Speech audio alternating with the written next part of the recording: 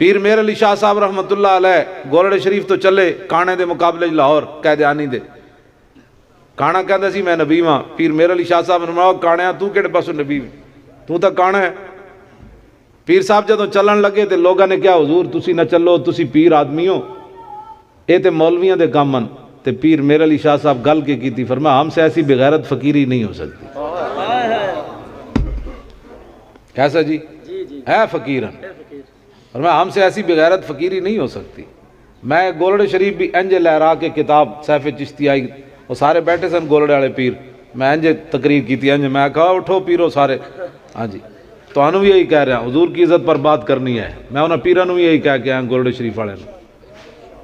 پیر میر علی شاہ صاحب لاہور آئے کانے دے مقابلے فرمایا کانیا تو کہنا میں نبی ہاں تے میں صدیاں بعد غلام ہاں. قلم دوات رکھ دیں دیا دور تم ہی بہ جا تے میں بھی کرسی گھت کے تے منجی گھت کے بہ جاندے ہیں.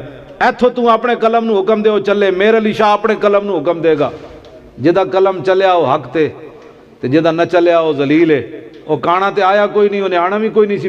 پیر میر علی شاہ دے مقابلے کیویں آندا وہ نہیں آیا. بعد وچ لوگاں نے پیر میر علی شاہ صاحب نو چونڈی پا دیتی. انہاں کہا شاہ جی جے قلم نہ چلدا تے پھر تساں مسلماناں دا بٹھا بٹھا دیتا سی تسی اتنی وڈی گل کر دیتی. پیر میر علی شاہ صاحب قیامت تک دسیا میں جڑی گلاں کرنا نا ایویں نہیں کردا گل وچ اور ہے. پیر میر علی شاہ صاحب فرمایا چلیو مجھ قلعے دے سر تے زور لاندی مینوں رسول اللہ نے آرڈر فرمایا میں اعلان کر دیتا. پیر میر علی شاہ صاحب نے گل کے کیتی آخر تے فرمایا کانے لوگاں نے کیا فرمایا چلیو جے آج کانا کہندا نا حضور آخری نبی ون تو میر علی شاہ دلیل دے طور تے مردہ زندہ کرے. فرمایا آج میں مردہ بھی زندہ کر کے دکھا دوں. یہ ہیں ہمارے ہیرو جن کی میں بات کر رہا ہوں. یہ ہمارے ہیرو ہیں.